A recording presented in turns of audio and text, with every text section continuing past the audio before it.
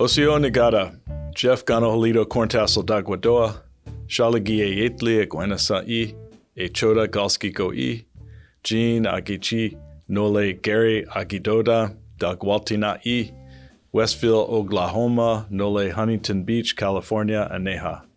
Agweji, Ageyuja, Lila, Victoria, British Columbia, Ojeha.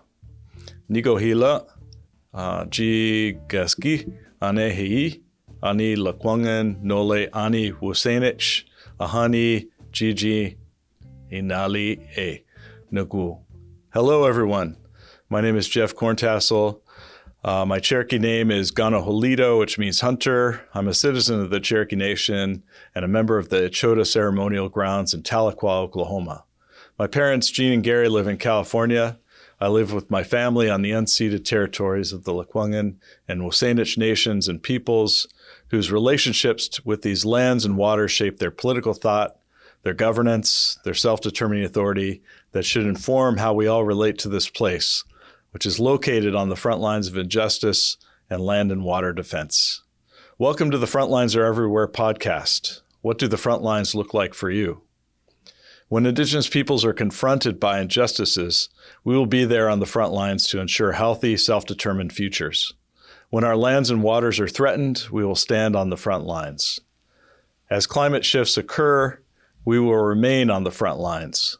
When ancestors call to us, we will vigilantly meet urgent threats on the front lines. When colonial borders cross us, we will respond on the front lines. When future generations need us, we will protect our sacred relationships on the front lines. The front lines are everywhere, and we are still here perpetuating our nationhood and relationships for the health and well-being of future generations. This podcast takes a critical look at world politics and Indigenous nationhood by discussing Indigenous-led resurgence and activist movements, Indigenous trade networks, Indigenous climate action, and the formation of new alliances that transcend colonial state borders, among other topics. The title of this podcast is inspired by Rage Against the Machine's music and activism, especially the lyrics to the 1998 song, No Shelter. And to quote, "There be no shelter here, the front line is everywhere." For Indigenous peoples today, the front lines are everywhere, and I pose the question, what are Indigenous peoples, nations, and Indigenous-led movements doing every day to express their self-determining authority and nationhood? We will have conversations with Indigenous scholars, activists, artists, and knowledge holders from across Turtle Island and around the world in order to gain insights into how Indigenous nations and peoples practice their own forms of internationalism through their intimate connections to lands, waters, cultures, and communities. Wado. Just to start off, Cheryl Bryce is from the Songhees Nation, traditionally known as Lekwungen. The Lekwungen traditional territories include Victoria and Greater Victoria in BC, Canada, as well as the San Juan Islands in Washington. Lekwungen women are really the backbone of the kwetlal or camas food systems. By managing it for centuries and maintaining their connections to their homelands and with traditional laws and practices. Cheryl is a founder of the Lekwungen Community Toolshed. She has also led several pit cooks, Colonial Reality Tours, and is a fierce protector of kwetlal in the Gariok ecosystem. So welcome, Cheryl Wado, for coming in. Haichka. Cheryl, would you like to introduce yourself to our audience? Sure. Well, my name's Cheryl Bryce. I'm a member of the Songhees Nation. I live in my community. I continue to do a lot of my traditional roles, which you've introduced, including the care of the kwetlal food systems and passing that knowledge down in the family. So thank you for inviting me. Yeah, Haichka, thank you for being here. And your family has been managing kwetlal food systems for generations. Yeah. I wanted to start off with a kind of a broader question. You know, when we think about Indigenous internationalism, we think about trade networks, we think about forms of activism, the ways that we express ourselves as Indigenous peoples. What does Indigenous internationalism mean to you? What does that entail? You know, think about all the work that you do. Well, it makes me think of my grandma. When we would go out harvesting, she would always tell me, no matter what we do here, we're affecting elsewhere. We have family up and down the coast, all over, and we have family ties that are connecting us across into the U.S. and up the coast. So those family ties are connecting. Our family ties connect in a lot of different ways. Even though, it doesn't seem far, maybe 10, 15 kilometers from the border here is the U.S. So being an international boundary, we still have family ties on that side. It's also part of our traditional homelands. Internationally, also, it's about trade. I mean, our ancestors always traded a lot of our traditional foods, and kwetlal is one of the main traditional foods that our ancestors harvested. It was abundant, and it was traded with many different nations. Excellent. And for people that don't know what kwetlal is, can you describe it? It's otherwise known as camas, but can you describe it a little bit in terms of its importance too? Yeah, kwetlal is, like you mentioned, it's the Lekwungen women who managed the food system, the kwetlal food system, also known as camas in English. We have two different kinds, the great camas and the common camas. We also have the death camas. But it's a very important food within that food system. It was highly sought after and traded all over. The way my ancestors took care of it was abundant and well sought after to trade among the Lekwungen women for kwetlal. So often it would be trading for things like sturgeon from, into the Fraser, or razor clams down into the U.S. side of the boundary, the boundary as it is today, and ooligans from further up. So just trading for all kinds. Also, even the seaweeds further up north. My grandma said there's different ways they taste. So even getting them further up north, she kind of preferred particular areas for the seaweeds. So it was lots of different things that were traded all up and down the coast for kwetlal. Amazing. And how far down did it go? Did it go down to what we know as Oregon, California? Yeah, that's right. Yeah, to the top of what we now know as Oregon. Yeah. Great. Well, you mentioned your grandma. Was she the one that really started you on this journey to protect kwetlal food systems? Yeah, when I really think back to my childhood, that's been my mentor, I guess you can say. She taught me a lot of what I know, and pretty much almost everything I know as it relates to our family, traditional foods. A lot of the knowledge that I carry with me today, I credit to my grandma. We would go out harvesting all different kinds of traditional foods. And I think back, I've never been able to harvest clams in our traditional territory of Lekwungen. So we would go to our family ties further up island to harvest camas. It just was environmentally unsafe. And I kind of thought of that as I was growing up, as I saw more and more of our traditional foods becoming less accessible or unsafe to harvest. And just thinking of that as I'm growing up and seeing all those changes, I can only imagine what my grandma saw through her lifetime. And, all that change that has happened in our traditional territories, but also, just when I was out harvesting, just having those interactions as well with people who really just interfered and tried to stop me from doing what I was doing, whether it's traditional harvesting, invasive species removal, reinstating Indigenous plants. People just really felt entitled to tell me what I could and couldn't do in what's now known as parks. So it became more obvious that I had to step up in that way and be able to speak more publicly about who we are as Lekwungen. We're still here. We still have a role in these very important food systems. Pretty quiet kid growing up, really. It's not something I wanted to do. It's something I had to do. And just been speaking more publicly since.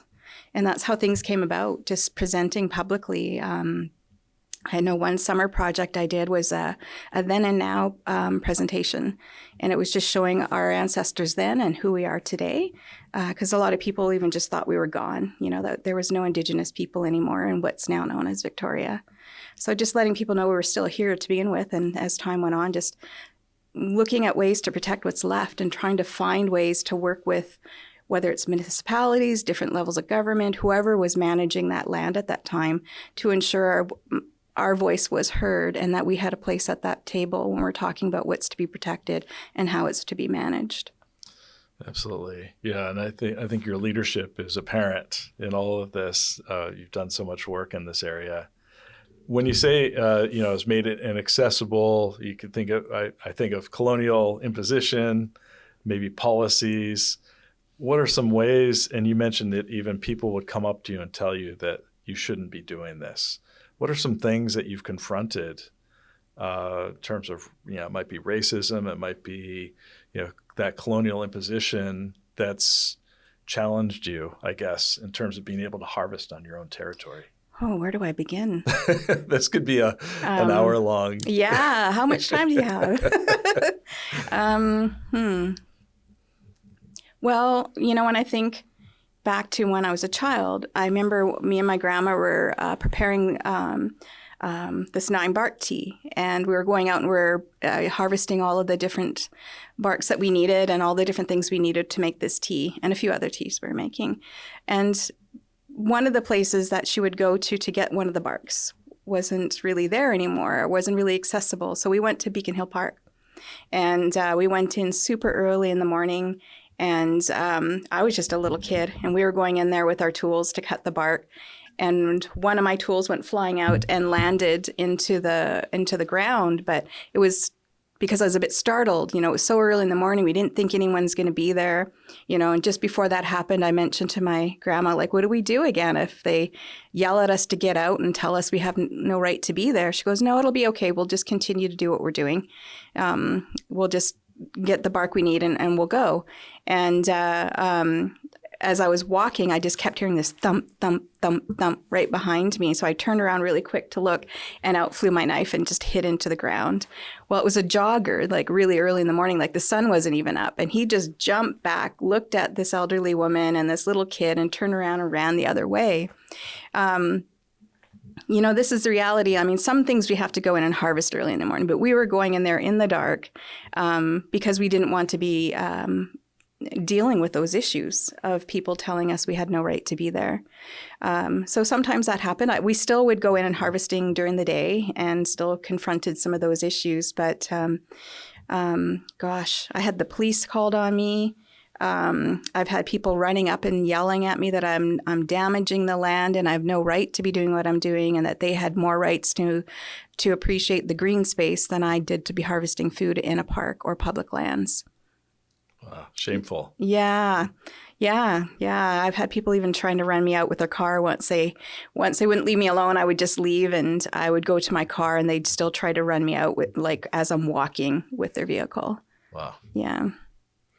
Well, and I guess partially in response, you started the Lekwungen Community Toolshed. Can you talk a little bit about that? What is that kind of, all those experiences kind of led to you to say, hey, I need to rethink how we're doing this, or how did that start?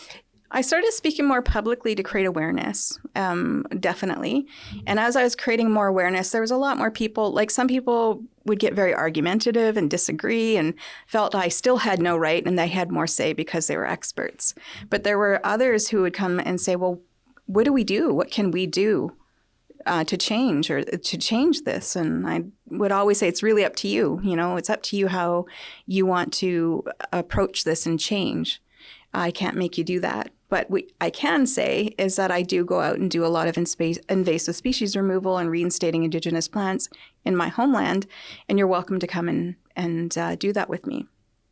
And that was really informal. We would just go out and do this. It just grew over time. The more presentations I made, the more people who would want to come and participate. So it grew and grew, and not everyone had tools and gloves. So I decided to name it the Lekwungen Community Toolshed so I could obtain some funds to get some tools and gloves. Yeah, and it's still going? It's still going, yeah. I mean, there was a bit of a pause during the pandemic, but smaller groups would go out, and been working a lot in my community as well during that time. What were some of the challenges during the pandemic that you found, especially around harvesting? Oh, yeah. Well, some of my sites were heavily impacted. There's a lot to consider when people decide where their homes are going to be. Yeah. And, a lot of the parks really got impacted through COVID because it became people's green space, but it also became people's places for their homes. So it really took out a lot and damaged a lot of those harvesting areas. So it's going to take time to kind of recover those places. And do you have plans in terms of how to recover it? Or some conversations have been happening with some of the people that work on the ground. It's taken the time it needs to, I guess, at this point to do it. But it's going to take time. And one of them is doing a prescribed burn, but looking at ways to reinstate a lot of those plants. I guess the other thing I would add is we're really starting to move more into that.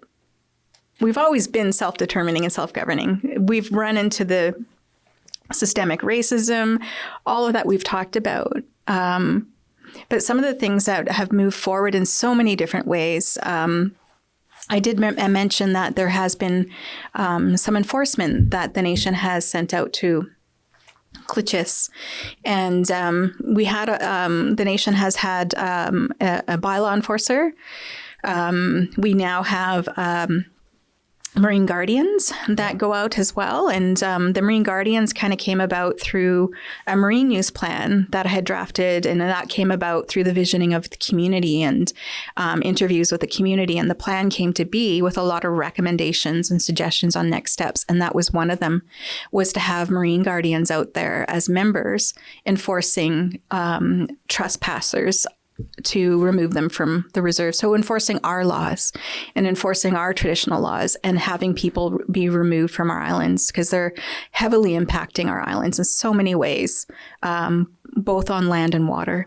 And that was how that came about. And they continue to work out there. And, there's a lot more that needs to be addressed. The question kind of came up about jurisdiction, and that's some of the things that has been an issue as well. And that's how the Marine Use Plan was also addressed. So it was triggered by so many things. It was jurisdiction, trespass, the damage that people were doing on the island. There was people lighting fires and leaving them, and we were left dealing with it. People that would go out there and hold raves, and we'd have to try to get them out. And the damage they caused was huge. It became green space for a lot of people in Victoria and even across the pond, and into the U.S. And the impact was huge. That island to us is the closest it looked like before colonialism. And it's being impacted heavily because of people who are feeling pretty entitled to go out there. So enforcement is something the nation's continually working on. So bylaw officers and Marine Guardians. And I think that's going to eventually grow. I mean, the nation's working more and more on creating their own laws and enforcing them. So when I was referring to them, I was referring to people that were going, as well as myself, even when I'm out there harvesting, doing my work, if somebody's trying to come ashore, if I'm finding somebody harvesting our foods, I'm telling them to leave. Yes. Yeah. Excellent. Yeah. That's good for that. The other thing that comes to mind is you really initiated a Colonial Reality Tour in the area where you would basically put us all on a bus, go on a 3 to 4 hour kind of tour of Victoria, but giving your kind of Songhees or Lekwungen perspective on the histories, the living histories of these places. What's that experience been like for you? You've done so much education in terms of educating others about the land here and the restoration needs. What are some of the experiences that stand out for you? Well, geez, that goes back to, really that went about since I was a kid, really, just taking people out and informally talking on the land. When I did that then and now pictorial display, that was another way of bringing people out on the land and to experience what it was over, 150 plus years ago. And then looking at what it is today and seeing the history that goes beyond the pavement that they know and the buildings that they know and that colonial history they know. It was to take them into that deeper rooted history of who we are as Lekwungen and just imagining what that land would be. So that was the point of the then and now, but also did some more like brochures and whatnot to kind of create that awareness so people could actually walk on the land. And it was more for the nation to do, to take on. And, but I ended up just doing it. I just ended up just taking more people wanted me to walk them on the land. So we just hopped on a bus or anyone that had a car, and we just informally went around to some of the sites and talked about historical colonialism and colonialism today, and talking about decolonizing as well. And that kind of just came about informally, and then over time it grew, and places like UVic kind of heard about it, and that's how it became to be. And that's how it became to be renting a bus. Before then, when I grew up, I got a car, so I'd take people out as well, and we had like convoys sometimes going. But I think, gosh, when was that? I want to say 2010, but was it after that? Might have been even before that. Or even before, 2009? 2005, maybe. Oh, wow, even that far back. Or 2006, something like that. Yeah. Yeah, it seems like I remember going on an earlier one. Yeah. So, UVic would rent the bus, and gosh, that bus was full. I remember it being a double-decker, that first one. Yeah, that's right. That's right. Yeah, but it's grown. There's been a lot of people that have been wanting to go, but I've had to, limit the amount of time. Usually I just do it in the spring and the fall. Yeah. Yeah, and have you had, I've seen a couple of strong reactions from private homeowners to the tour. Have you had other strong reactions where people have confronted you or have challenged you when you're doing this? Because you have a bullhorn. You're giving the tour, you're walking around. Sometimes it's, near private property or so-called private property, or on, it's all Songhees land. Yeah, definitely. Yeah. There'll always be some kind of confrontation. I think more and more people are becoming aware and kind of changing their perspective to some degree, and hopefully their behavior. But it's an ongoing thing. Some people are going to fall off that train and need to get back on. So, people just constantly be saying something that's inappropriate or out of line. But that particular time was pretty aggressive. Yeah. Some people, it's like you just have to explain what they've done is being inappropriate. But this was somebody in this particular instance that you were there at. Was somebody who just, there was no hope there. That was somebody who was just, there was no changing her view or behavior or educating her to any point. She would just, mind you, I guess I was a bit sarcastic in my responses, but she approached us as a group and was yelling particularly at me that to go back where I came from, I had no right to be there, to go get a job, and all the typical racist comments you could think of she was throwing at me, and yelling it's all lies and all kinds of things she would say. And and it was a group of mainly Indigenous people that were there. So she was really, really aggressive and walking back and forth when she realized we weren't going to really stop the tour and not let her pull it away or distract us from it.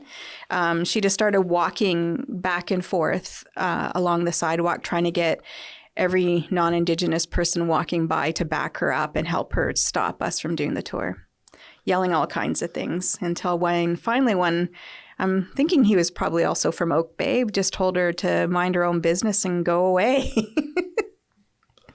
Perfect response. Yeah, and I think, from what I remember too, it highlighted, at least from my take on it, highlighted the need for the Colonial Reality Tour. Yeah. Because she had such a visceral reaction, such an emotional reaction. Yeah. And I can just imagine what it was like for my ancestors. Yeah.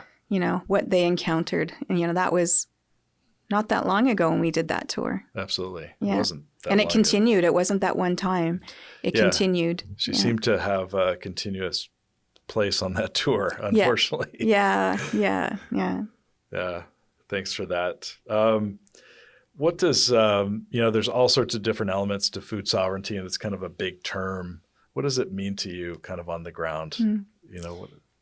Well, it's really everything, it's the land, it's the people, it's the plants, it's the whole food system. It's taking care of the land, connecting with the land, harvesting, cooking, sharing, singing, celebrating, trading. To me, that's what food sovereignty is. It's everything that's involved with it. It's not just the land or not just agricultural perspective. It's that food system, and we're a part of it and connect with it and contribute to it. Yeah, beautiful, beautiful. You talked about the Lekwungen Community Toolshed, but I know there's so many other ways that this knowledge, this vital knowledge, is being shared with future generations. Can you talk a little bit about that? How I think of your nephew, for example, and how he's gotten involved, but how are future generations getting involved in the restoration of kwetlal? Yeah. And it's really pretty dire, right? I think you told me at one point 97% of kwetlal is being threatened or has been destroyed. Yeah. Gosh, it's been like probably 25 years now at least that they've been saying generally that only 5% of the Gariok ecosystems remain. But it's got to be far less than that now. You know, that would mean 95% 25 years ago is gone. But development hasn't stopped. The removal of these important food systems has not completely stopped. They're not fully protected, and nothing's really being done to stop that. So I would say, it's probably more like 97% is completely gone now to what it was 180 years ago. Yeah.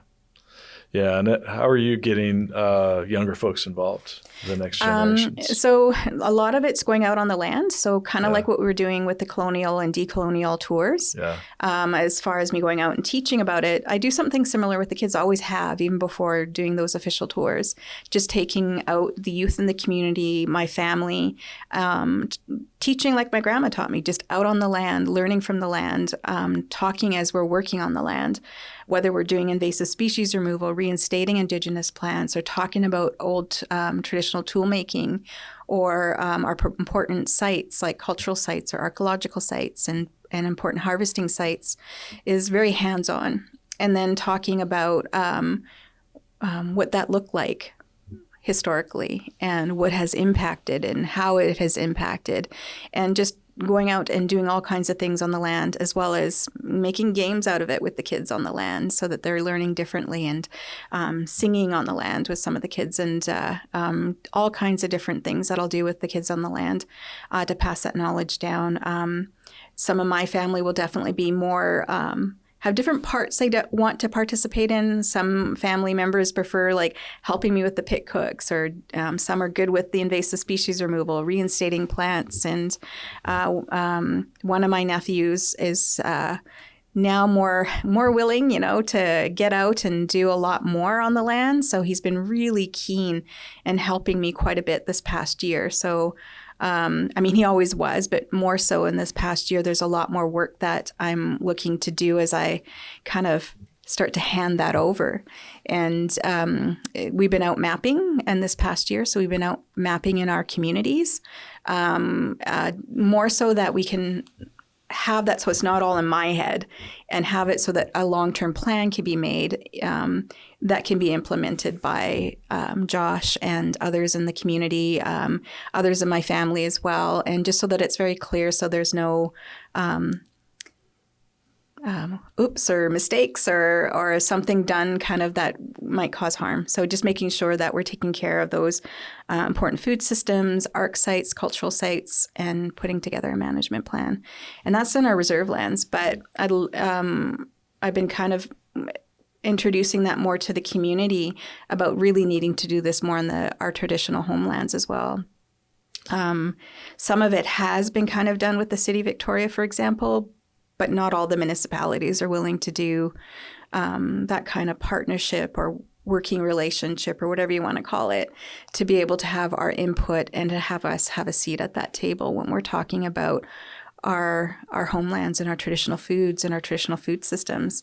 I mean, historically, you really look at it, we have Douglas treaties, but it never really did anything to protect our traditional food systems, especially the kwetlal food systems. You really just hear more about fisheries or things like that. You're not really hearing about kwetlal food systems, and nothing was done to protect our food systems, even though we have a Douglas treaty. Absolutely. Yeah. When I think of Yuvik is situated on Lekwungen territory, what does what does restoration, or what could restoration look like here on campus? I know you mentioned that one, it really stuck with me, is talking about how, what would it be like if the main mall was all kwetlal, fields of kwetlal? Like, what's your kind of thought about restoration on a campus? I think that'd be amazing. Yeah. Yeah. Sorry, I didn't mean to cut you off. No, that's fine. Yeah. Yeah. No, I think that'd be absolutely amazing, and I think it's a important way when you really look at it, as visitors on our homelands. Giving back is part of that, right? Giving back to the land and the people, the Indigenous people of the land, is important. And it's one of the ways of doing that is reinstating these Indigenous food systems, with that being led by Indigenous people of the land, and really understanding the history of the land, as well as making sure you're getting the keen folks involved and the people involved from the community. I think it's so important. I think it would be a great experience for partnering between the university and the nation as a whole, really. Absolutely. Yeah. Yeah, and I know you've led several pit cooks on campus, and there's potential for more, maybe even controlled burns. I'd love it. Yeah. So more to come. Yeah. Yeah. This is kind of a more of a, you've talked about some of the front lines, but what do the front lines of Indigenous resurgence and resistance look like for you? As far as it relates to our Indigenous food systems? Yeah, as relates to food systems, it might even be all-encompassing around songs, around ceremony, around land. That's a big question. It's a pretty big question. So, to me, of course, I think most people know where I stand, that protecting the land is important, ensuring that we have a seat at that table when it comes to what's known as public lands today, that we're a part of those management plans, and that a lot of these projects and partnerships really need to be led by Indigenous people. So that comes with a lot of conflict for some folks. Some people are not willing to do that. Some people want it only on their terms. And sometimes it's just a photo op. But I think there really needs to be real relationships built, genuine relationships built. If not, it's going to have those kind of conflicts where protests happen, where there's disagreement quite publicly and stands made, and more stands made by Indigenous people. And that's the reality of it. I don't know if that's where you're wanting me to go with it, but that's a big part of it. Absolutely. I know that I've made a few stands myself. Yeah. When it came to the point when I've exhausted all of the colonial approaches as far as making sure that these particular areas are being protected, and it became a protest. Yeah. A few of them. Yeah. Yeah. Can you tell us about, is there one in particular that stands out, or one? Ooh, there's a few. I know there's Bear Mountain at one point. Yeah, there's Bear Mountain, but linking it to what we were saying earlier about that particular site where we encountered the racist Karen was on Willows Beach. That's right. And her neighbor, we were standing in front of her house to talk about the history of that particular spot. So one of my ancestors' longhouses used to be there, and it's actually right where that woman was screaming and yelling, and same with where the house that that really impacted some of our burials and an arc site. And the lady that lived there at that time lived on Willows Beach and was tearing down a house and building it beyond the footprint that it currently was on, really upset and adding additional structures. So with that, of course, even if it was being reconstructed, it would have required permits through the BC Archaeology branch. And this individual did not want to do that. And she felt that was the responsibility as me as an individual and the nation as a whole to pay for that and to deal with it, and that she shouldn't have to deal with the permits and doing the work that was required, or even to be respectful.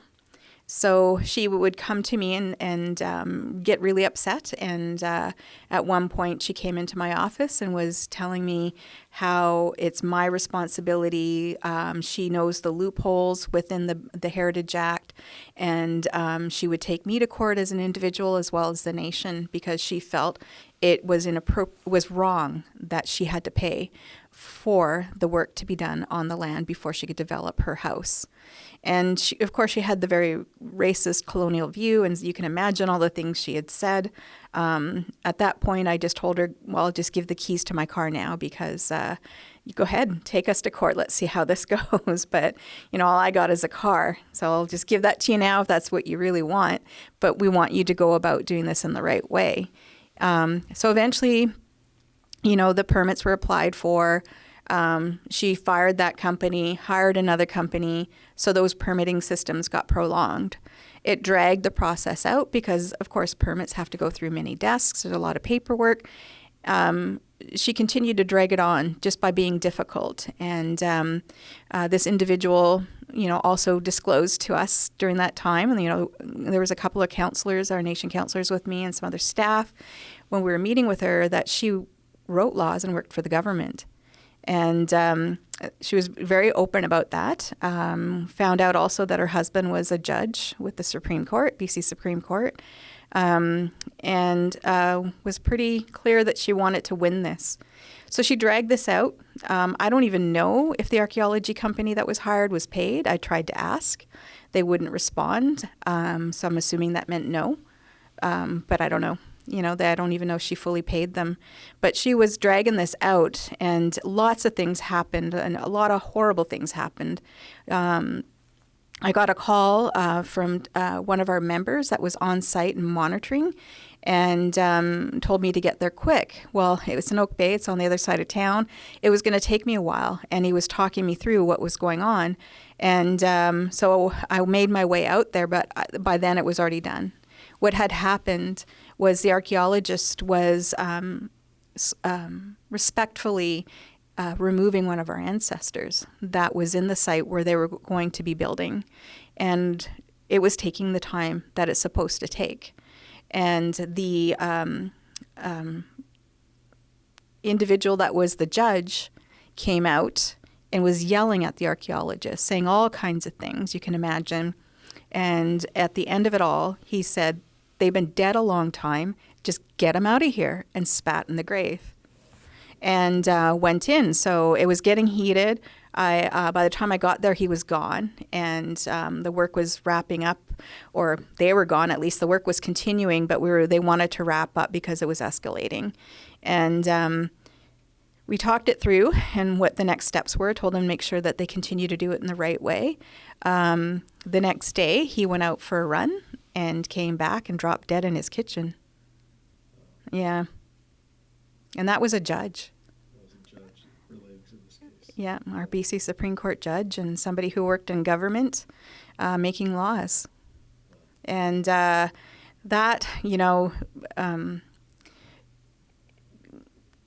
there's so much emotion behind that. I'm trying not to get too much, show too much of that, but it really, no matter how many times that happens, it still hits hard.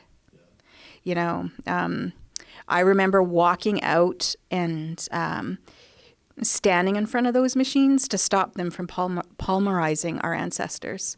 They were running pile drives down and pulverizing our ancestors. All that we could get after they stopped to try to stop them was just an intact bone of a jaw. And it was some remains that we were able to get back intact. And they had destroyed a mother and a baby of remains that were there. And they had no care, no thought, no respect, no humanness to what their actions were. Instead, they just threatened to sue. We're getting in the way of progress. We're getting in the way of their development. But what they had done is it was her parents' home. She purchased the home from them, probably to save some taxes somehow. And she bought the home instead of it being inherited. And she wanted to build a house that was bigger than the footprint. And she kept trying to kind of flip-flopping back and forth on whether there was really any evidence of any of our ancestors buried there or any archaeological sites that were there. Yet just down the road from her on the public park, just a short distance walk, is a big sign right there that indicates that there was burial sites in her yard, in that area. And she was trying to dispute it. She knew that there was an old archaeological report that was done on that piece of property, but still, there was no understanding, no respect, no willing to do it in a good way. So yeah, we did run in front of those machines to try and stop it. It was just me and another person that were doing that. And we're trying to stop them so that they would stop pulverizing our ancestors. They were running pylons down because they were on midden. So when you build on midden, of course, the foundation's not going to be that great. It's going to crack probably. And they were running the pylons down to anchor it.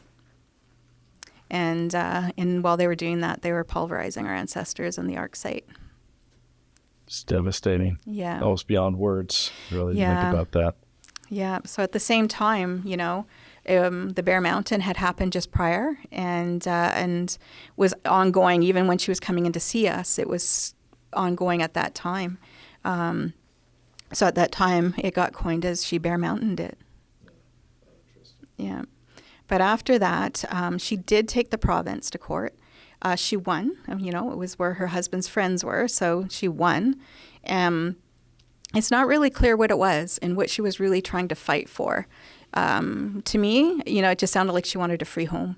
She was trying to get them to pay for all of the work, and it wasn't even really clear she paid the archaeologist or paid everything that was entailed as it related to the Ark work.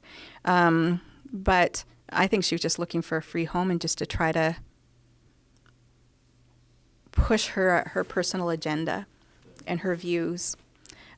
So, yeah, when they say racism systemic, there it is. It's right there. Yeah. It's right up front. And I think it shows, too, the utter lack of accountability for engaging in these racist acts. Yeah. Yeah, thank Widow for sharing that. I think, we think of, there's other stories too. I was thinking of Stakaya, and Stakaya has had several narratives, but the Songhees story about Stakaya hasn't really come out as strongly. It's been appropriated by other people. Can you talk just a little bit about Sakaya the Wolf? Yeah. And story maybe people haven't heard. Yeah. So Stakaya is our word for wolf in our language. And there was a lone wolf that made his way out to our reserve islands, which is now known as Chatham and Discovery Island, but traditionally as a whole Tl'chés, and made his way there and made that into his home for quite some time. And our traditional ways was to let him be and to try not to have if we see him when we're on the island, to just give him his space and provide that space for him to live and thrive. We would go out there, of course, being part of a reserve island. Some of the things I do out there is traditional management, traditional harvesting, and really when I started kind of doing all of that and him being there, I would know he's there. And just would be watching and but I kept my distance. And if he started to kind of move in, I just moved away and allowed him his space. But I was seeing some positive, I'm going to go off track here a little bit, but I was seeing some positive things with him there.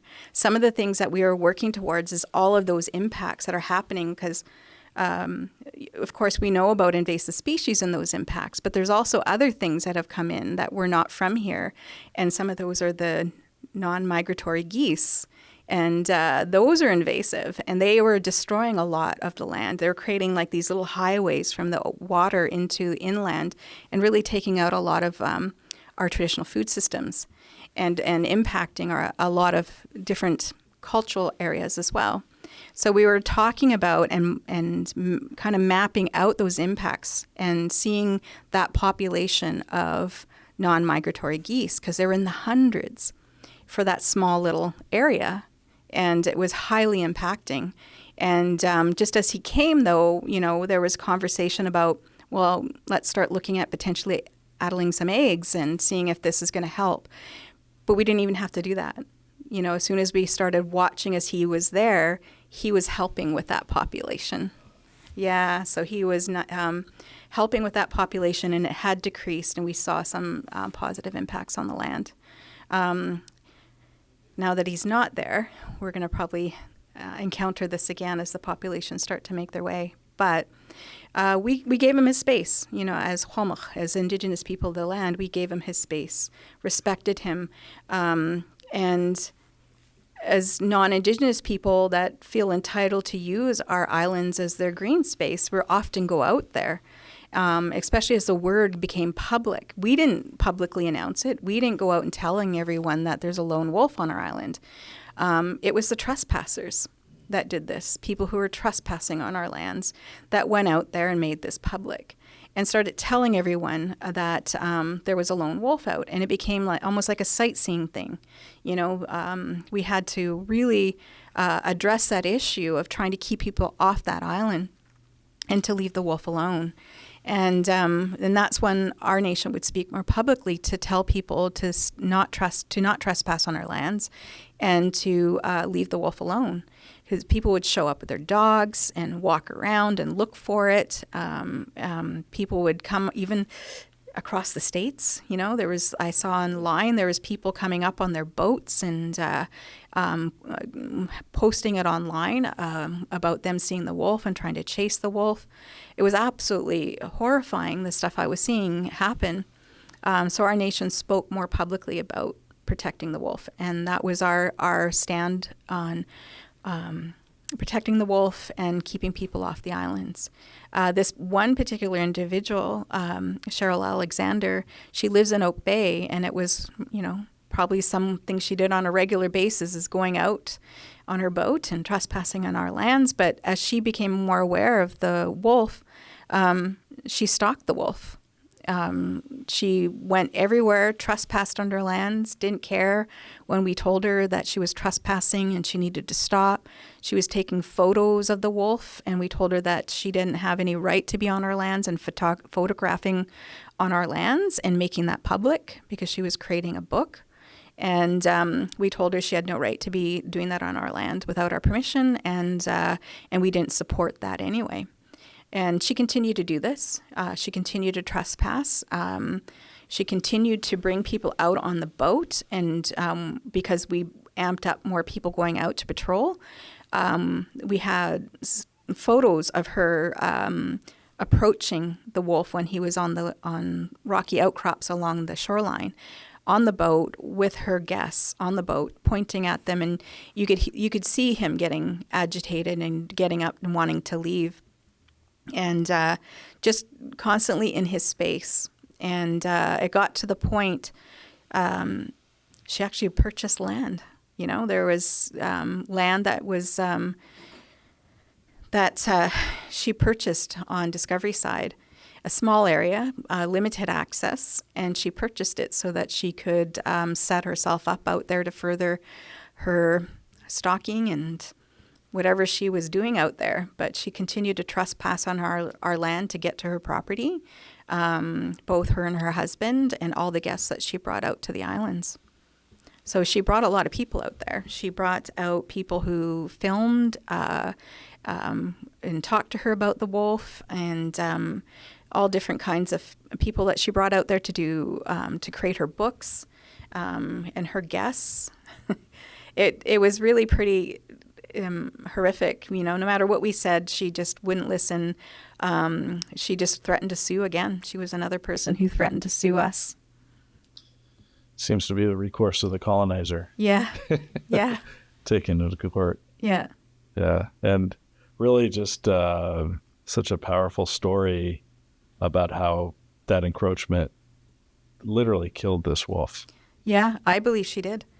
Her constantly stalking, making this so public, putting it all over the place, creating her books, selling it, making profits off of it, even appropriating our language and calling him Stakaya in all of her publications and filming of him. She made it pretty public that he left.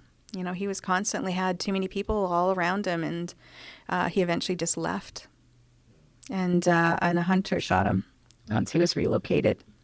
And from my understanding, the remains of Stakaya have yet to be returned to That's right. Songhees. That's right. So that's an unfinished story, really. Mm-hmm. Well, Tl'chés for sharing that and for being here today. Is there anything we didn't discuss that you'd like to talk about? Anything we may have left out or didn't talk about enough?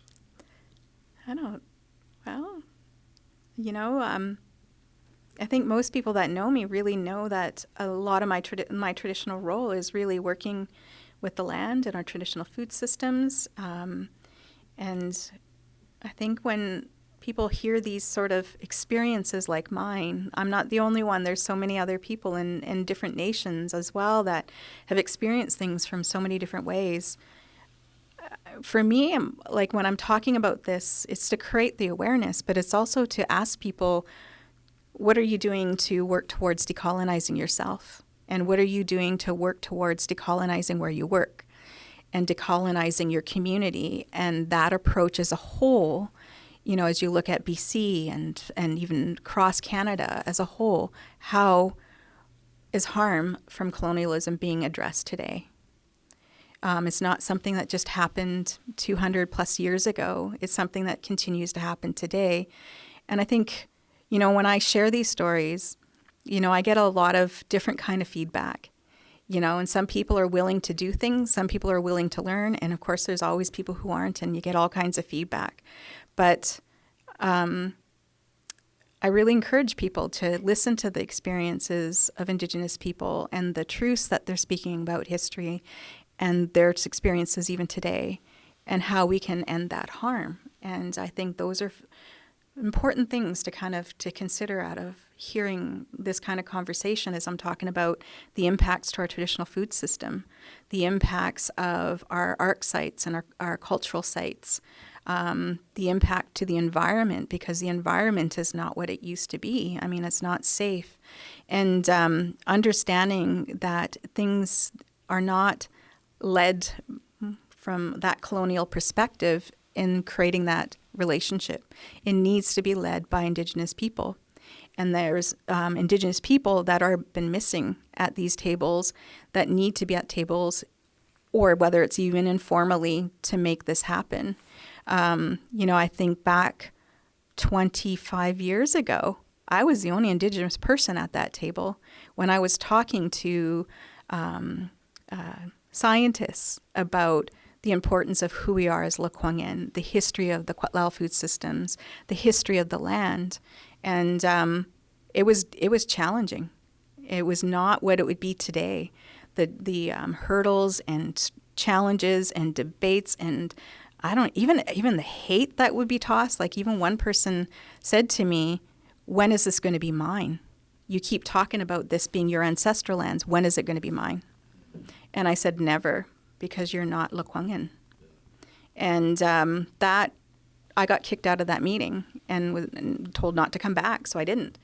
And so these are challenges. That was not that long ago, really. But you look at it today, there are some times when I am harvesting on the land, and some people they're more curious, and they just come up and go, "Oh, are you harvesting camas?" And I'll just say, "Yeah," and they'll go, "Oh, okay," and walk away. Whereas before, and I think back when I was a child, oh my gosh, it was every time we went out that we would be confronted. I still encounter that today, but sometimes I'm encountering people who are willing to learn and other people willing to help. But, there's a little bit of a shift and change. Absolutely. Yeah. Well, Tl'chés for that, and I really appreciate even the questions you've posed. What are you doing to prevent the harm? What are you doing to personally decolonize? Yeah. So we'll close on that. Tl'chés, Cheryl. Thank you.